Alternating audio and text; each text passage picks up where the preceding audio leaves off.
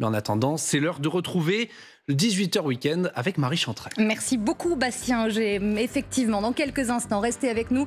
18h Week-end, 2 heures de débat, d'information, de décryptage. À la une ce soir, notamment des nouvelles frappes russes en Ukraine. Près de 350 drones lancés. La stratégie de Moscou de pilonnage et de saturation de l'espace aérien continue. Donald Trump également rattrapé par l'affaire Epstein. On en parlait dans ce journal. Les accusations sont graves et la riposte du président américain ne s'est pas fait attendre. Et puis à la une ce soir, comme tous les samedis, nos cartes blanches avec ce soir Arlette Chabot, Roland Quérol et David Vodalone. Restez avec nous. À tout de suite dans 18h Week-end.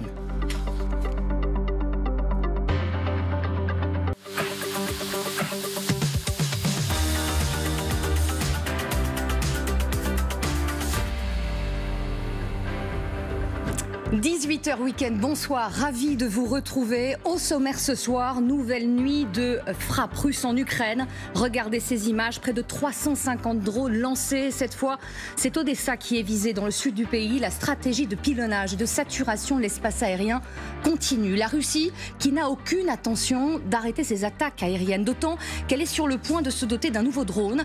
Petit bijou de technologie, on regardera ça de près, ultra perfectionné. La Corée du Nord, nouvelle alliée, pourrait être mise à contribution pour en produire davantage. À l'étranger également, aux États-Unis, Donald Trump toujours empêtré dans l'affaire Epstein. Le Wall Street Journal a publié hier un article attribuant au président américain une lettre salace adressée aux financiers défunts en 2003, impliqués dans des affaires de pédocriminalité. La riposte du président ne s'est pas fait attendre, mais c'est la première fois depuis son retour au pouvoir que Trump perd à ce point son emprise sur sa base. Quelles pourraient être les conséquences? On en parle avec mes invités. La politique, enfin, et la petite musique très personnelle de Bruno Retailleau. Nouvelle interview au Figaro. En 2027, je ferai tout pour gagner la droite. Est-ce un pas de plus? Numéro 5 du gouvernement, patron des Républicains, le ministre de l'Intérieur prévient qu'il ne compte s'interdire aucun sujet jusqu'à la présidentielle. Le message est passé. Et puis à 19h30, comme tous les samedis, place à nos cartes blanches. Ce soir, Tribune libre, Arlette Chabot, Roland Quérol et David Vodalone. Le 18h Week-end, c'est parti.